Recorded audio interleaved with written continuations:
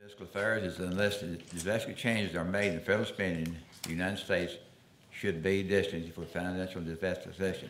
Over the past 30 years, the U.S. government has gone on a spending spree, where in all but 4 years, we spent more money than it brings in.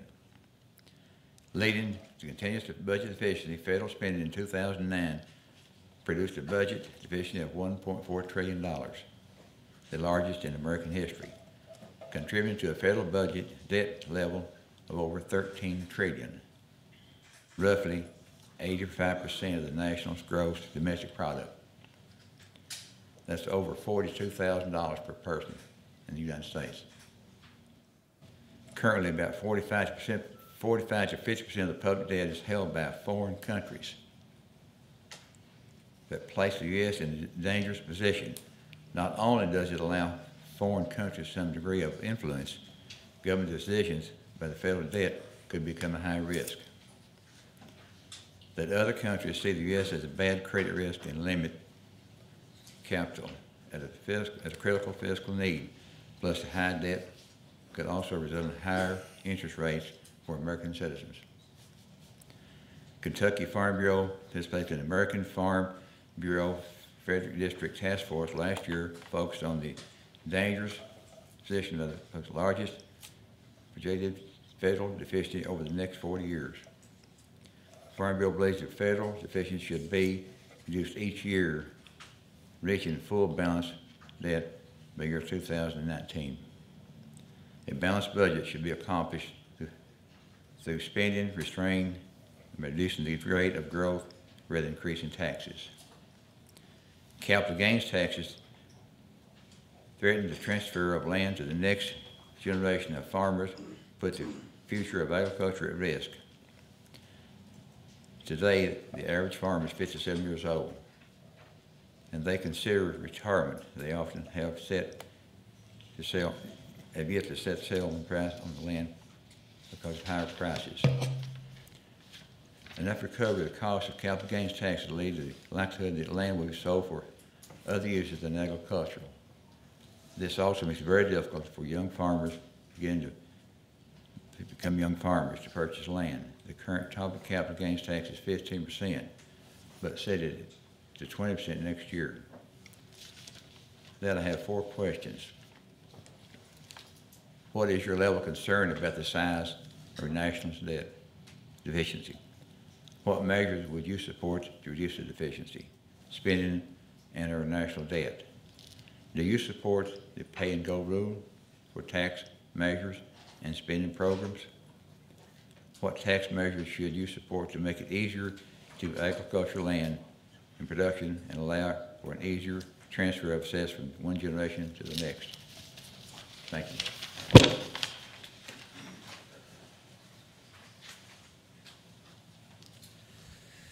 The number one concern I have, and why I run for office and why I've left my home in Bowling Green to travel around the state, is the debt. There is no greater question in our country, no greater threat to our country than the debt. And it's why I'm willing even to come to an audience like this, where it would be very easy just to say, what do you need? I'll give it to you. But we can't continue to have that kind of attitude.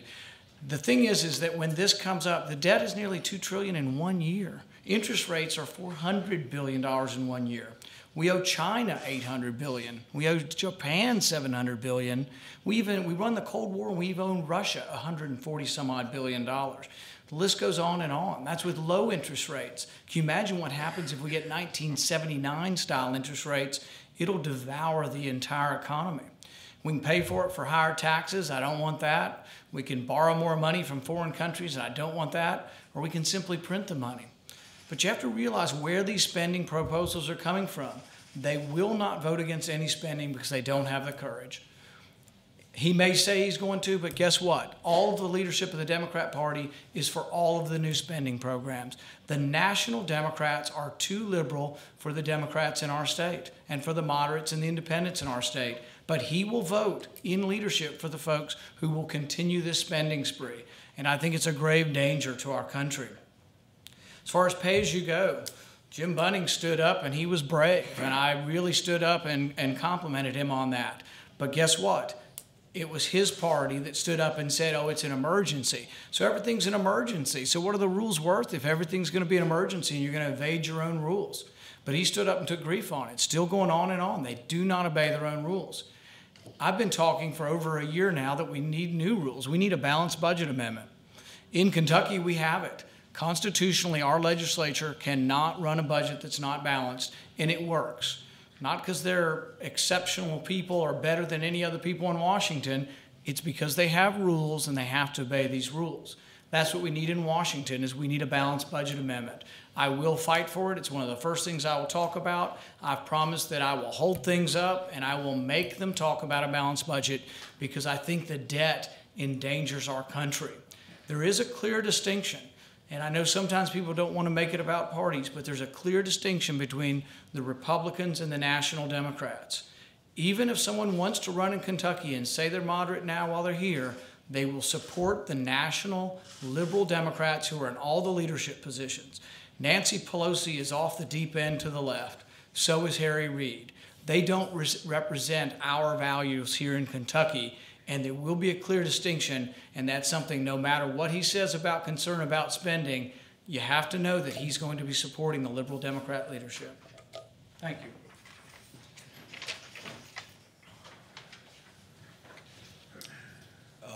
Well, Dr. Paul, thank you for mentioning that things work in Frankfurt. I invite you to come up there with me sometime. I'll show you that things don't always work in Frankfurt. And you're talking a lot about who I would vote for as leader of the Democratic caucus. You know, that falls in the measuring the drapes category. And I'm not really going to talk about that, but I'm glad you cleared up the fact that you would vote for Mitch McConnell. That's been in some doubt for a while now.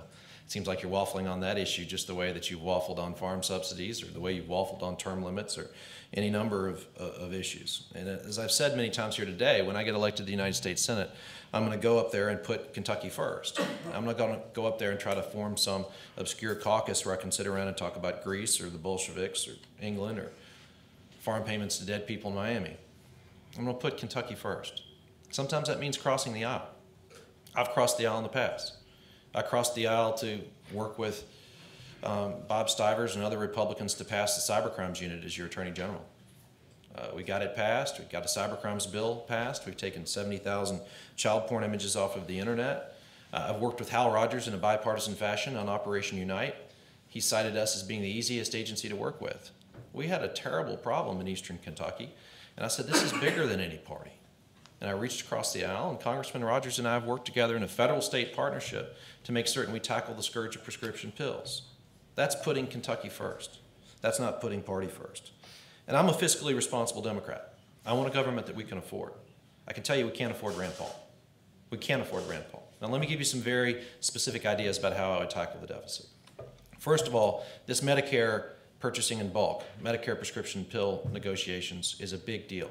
It'll save $200 billion right off the bat. Secondly, we need to close down the corporate tax loopholes that provide incentives to create jobs overseas. You know, we had, 83 of the 100 companies that got bailout money in this country have offshore tax havens. There's one building down in the Cayman Islands that's ostensibly home to 9,000 U.S. corporations. And they also get a tax cut to create jobs overseas. You cut down you shut down those two loopholes right off the bat. That's $130 billion in savings. My Medicare fraud proposal, potentially another $100 billion in savings.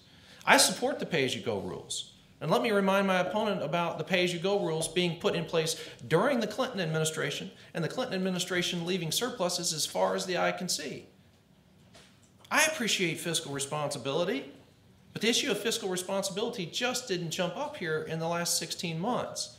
The issue of fiscal responsibility is one where Democrats and Republicans are going to have to work together. And when it comes to tax policy, I'll answer the question here today. Extend those tax cuts.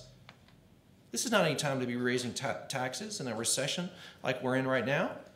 Extend them. Extend them. But let's begin a process, a long-term process of supporting the debt commission that Senators Conrad and Gregg have proposed to come back to Congress with some long-term solutions. What he simply wants to say is that, you know what, next year, I'm not going to tell you right now, but next year I'm going to propose a balanced budget. He won't show you what's in it right now. We're going to have a 10-year process of trying to get back to fiscal responsibility. I'm going to be the type of Democrat that leads it, and I challenge him right here and right now to put forth his balanced budget proposal that he says he will filibuster on next year in the United States Senate. Thank you.